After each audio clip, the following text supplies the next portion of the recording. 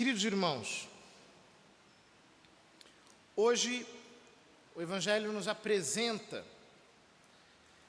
esta cena desconcertante. De um lado, os parentes de Jesus, que segundo o Evangelho de São João, no capítulo 7, não criam nele.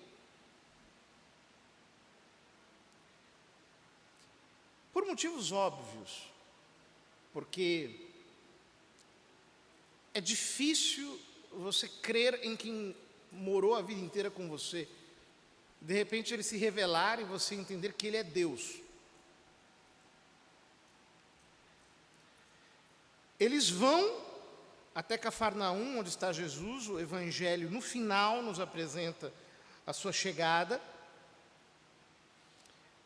Ele diz: chegaram a sua mãe e seus irmãos, ficaram do lado de fora e mandaram chamá-lo.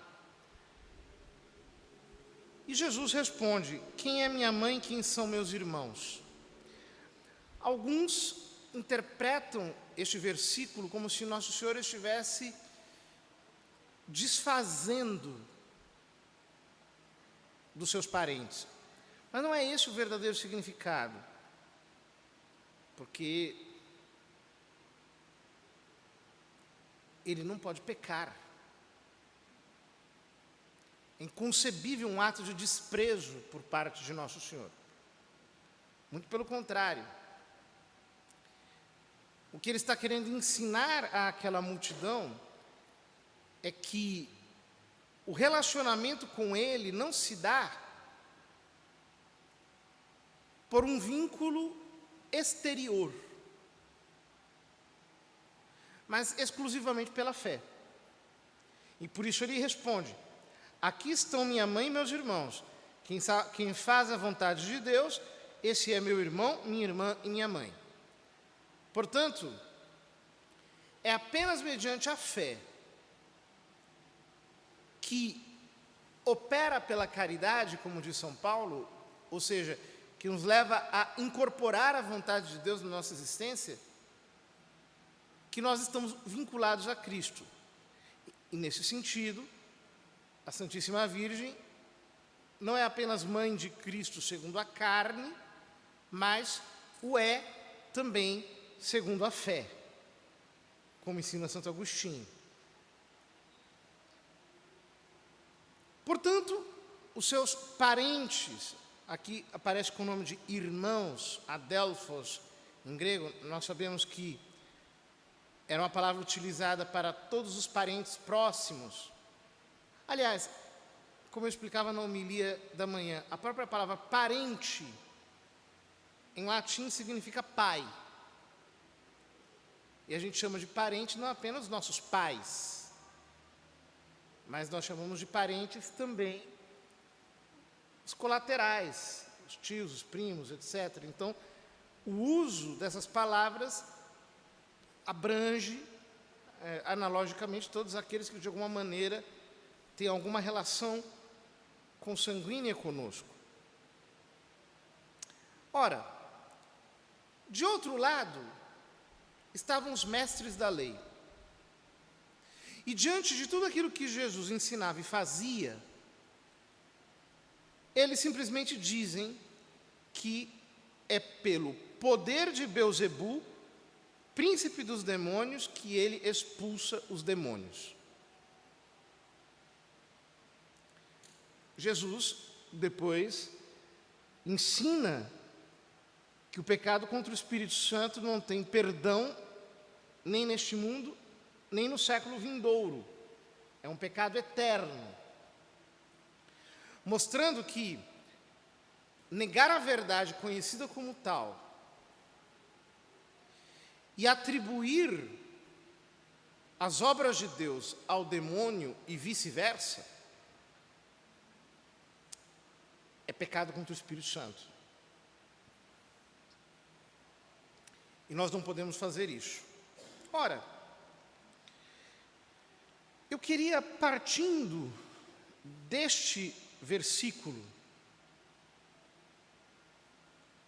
em que Nosso Senhor diz: como é que Satanás pode expulsar Satanás? Em que ele reage ao fato de que o estão chamando de endemoniado. Mostrar como, na verdade, ao longo da história, nós estamos presenciando isso bem diante dos nossos olhos e não conseguimos enxergar. A hostilização, a satanização de nosso Senhor Jesus Cristo, a demonização do cristianismo, cada vez se torna mais evidente. Os fariseus dos nossos dias, os mestres da lei dos nossos dias, quando não conseguem igualar Cristo a qualquer outro tipo de guru, ou mesmo colocá-lo abaixo, chegam a um nível de adulteração da sua figura e de hostilização do cristianismo, que de fato visa a futura criminalização da fé cristã, em nome inclusive de alguns princípios da fé que são isolados de todas as exigências que a fé comporta em si mesma.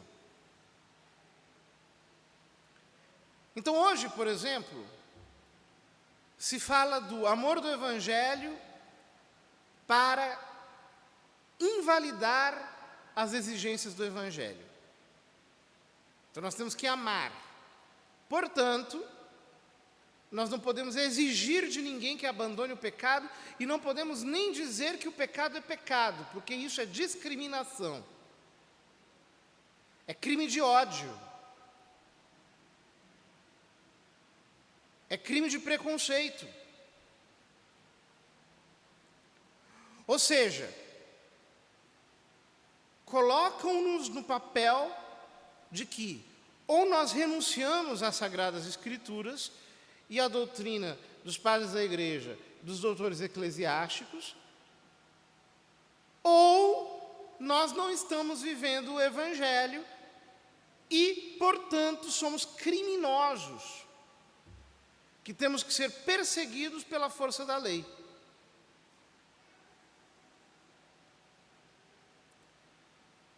Hostiliza-se a fé cristã de maneira sistemática, em diversos sistemas de ensino, nos meios de comunicação.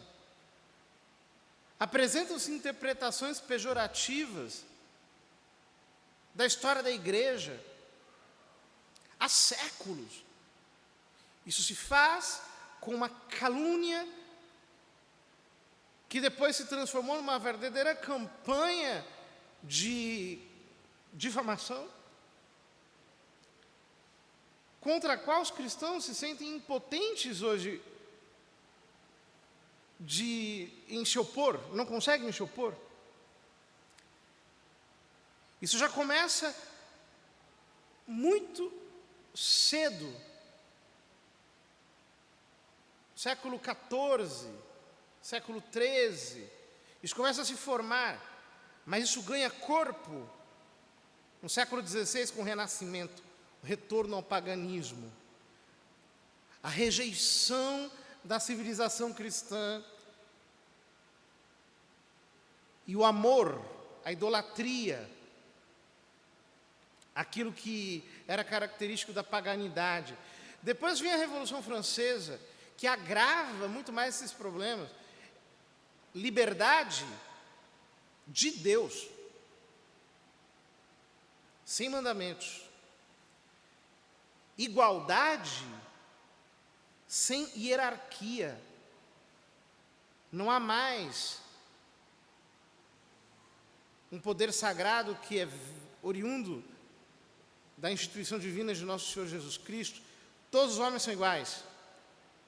fraternidade para cancelar a caridade cristã e colocar no seu lugar o humanismo,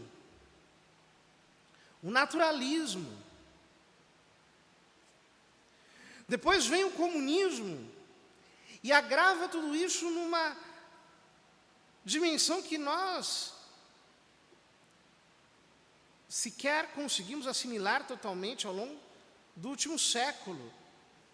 Porque a interface econômica de tudo isso, que depois se traduz em filosofias, em esquemas de destruição do pensamento, e que vai produzindo, em protesto contra a civilização cristã, cada vez mais ódio à ordem, ao bem, àquilo que é correto, às instituições primárias da sociedade. O homem vai sendo reduzido a um bruto. O ideal de ser humano vai decaindo a ponto que a civilização dá lugar ao aberto tribalismo, tão cultivado nas décadas de 70, 80. Isso tudo vai caminhando para onde? A hostilização de Cristo, a hostilização da igreja, a hostilização do cristianismo, a hostilização da civilização cristã vai conduzindo à cristificação de Satanás.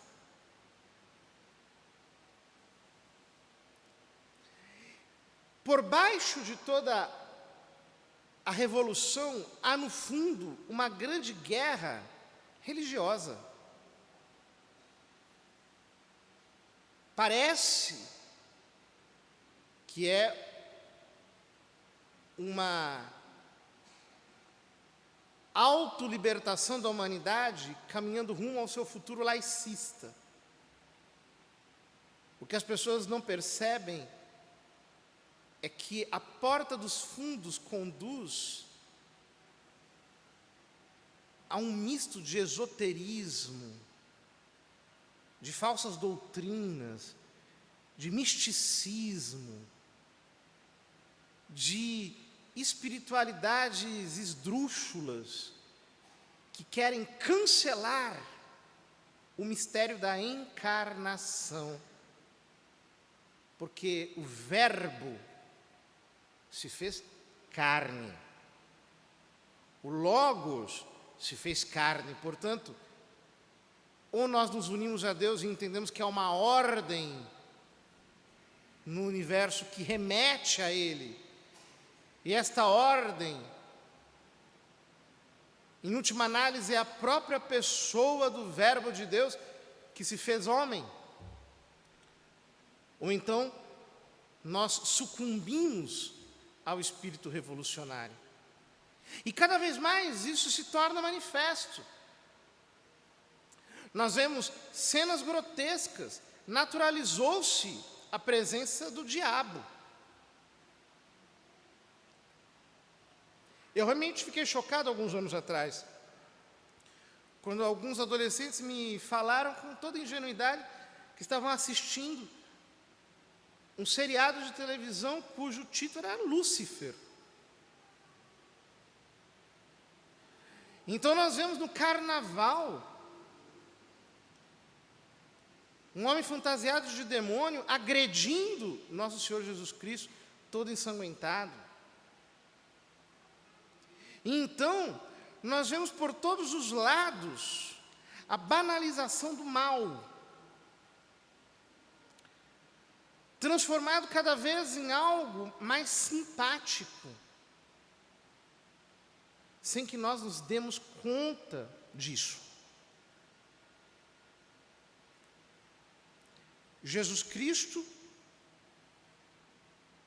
vai sendo hostilizado e Satanás vai sendo enobrecido.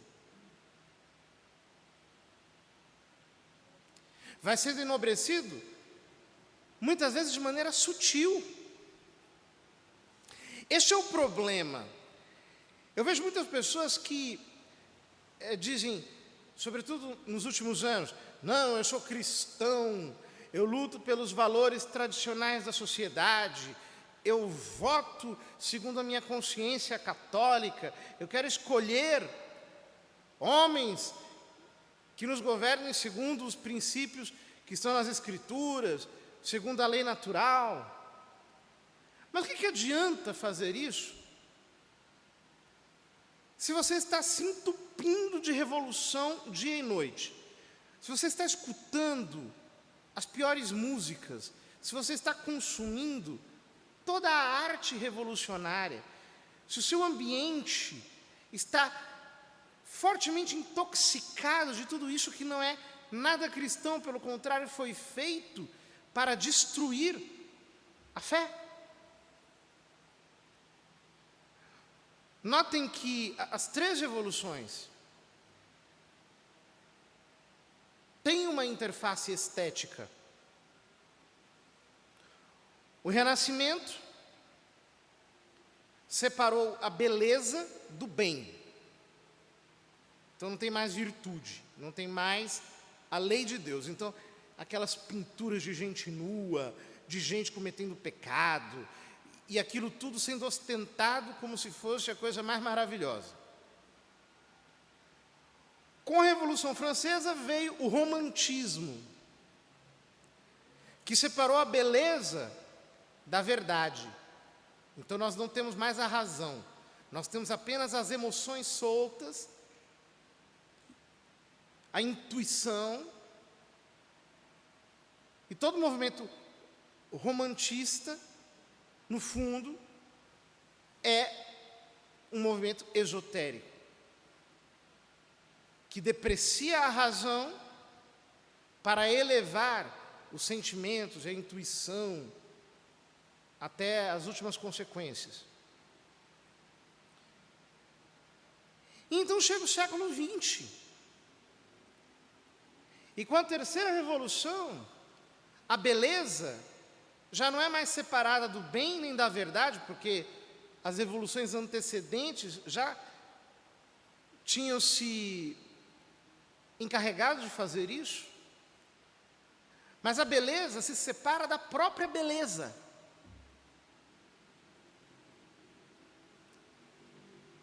É a arte anti-estética, que se reproduz, por exemplo, nas artes plásticas, aquelas coisas horrorosas, que não tem ordem, que não tem sentido, que você olha, você não percebe ali nada que não seja anárquico,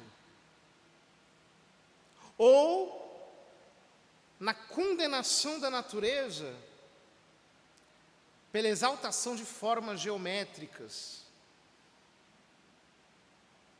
espoliando, portanto, a realidade das formas que deixam de existir e apenas se matematizam em esquemas geométricos. Ou pela superexaltação da natureza, a tal ponto que não existe mais ordem, então belo passa a reproduzir o que é bruto. Na música, já não tem mais harmonia, já não tem mais melodia, é a dissonância, é o barulho, é o ritmo frenético, é a agressividade, é a violência, é a sensualidade. Assim como Freud tornou a libido onipotente, a arte moderna na música transformou a libido, o prazer, a sensualidade, no próprio fundo da arte. Isso se dá com todos os outros aspectos.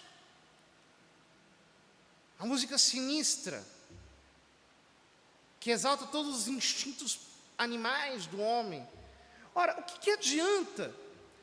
Nós vimos para a igreja, e aí nós queremos adorar a Jesus Cristo, nós queremos servir a Deus, nós queremos conhecer a verdade, se depois nós nos intoxicamos de tudo isso, que vai instalando na nossa mente aquilo que é o oposto do Logos eterno de Deus, que é desprovido de verdade, é desprovido de bondade, é desprovido de beleza, e se transforma para nós apenas no caos. Em pessoas que vão se deformando todo dia, que vão utilizando o seu corpo de maneira supostamente livre, mas que na verdade é anárquica. São performances corporais subversivas. Pessoas estão se enchendo de revolta. Vocês percebam que Jesus está sendo chamado de Beelzebu, e Beelzebu está sendo chamado de Jesus, não é apenas de maneira exterior, verbal. Isso se dá através da cultura. Isso nos atravessa completamente. Se nós não nos purificarmos disso até o extrato da nossa alma, nós não vamos conseguir chegar à contemplação. Nós não vamos conseguir conhecer a Deus. Perceba a gravidade disso. Nós ficaremos com a imaginação bagunçada, com os sentimentos bagunçados, com todo o nosso interior ofuscado, com uma desordem imensa, grande. Nós ficaremos o tempo todo perdidos no meio do caos. É isso que acontece com todo mundo que está mergulhado na televisão, nas artes e espetáculos, na arte moderna, em todas as suas formas, e não consegue olhar isso desde fora e dizer: olha, isso tudo está calculado para causar uma desordem na minha percepção e para que eu enxergue as coisas invertidas.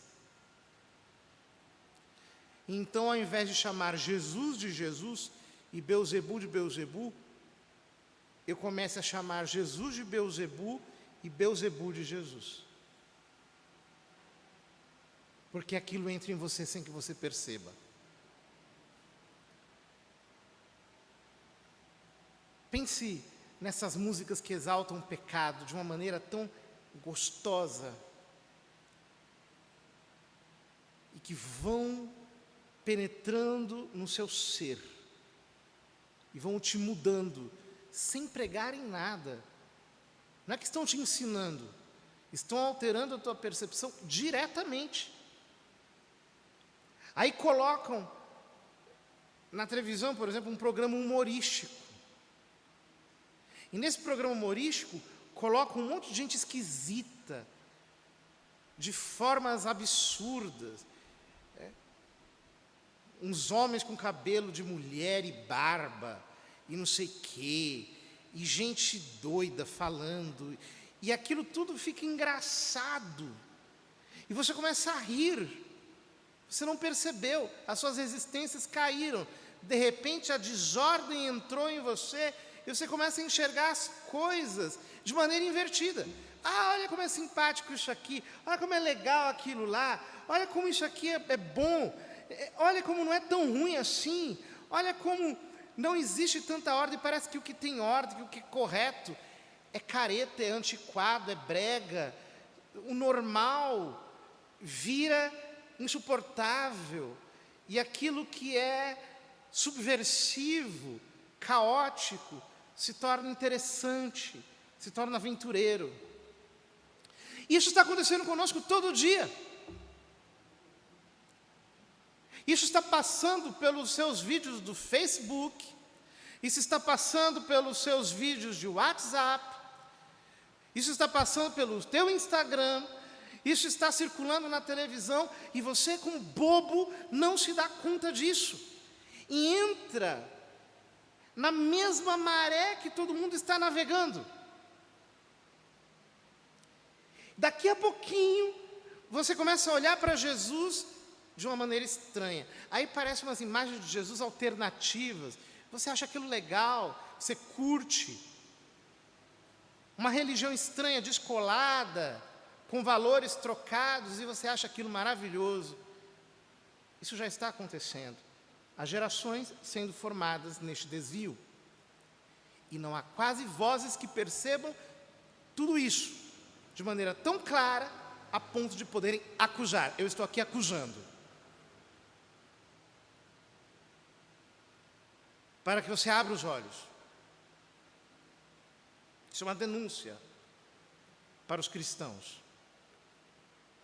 Façam uma análise de tudo aquilo que vocês estão vendo e comecem a reavaliar os seus gostos. Espera aí, será que eu não estou curtindo uma coisa meio vagabunda, meio esquisita, meio desordenada, meio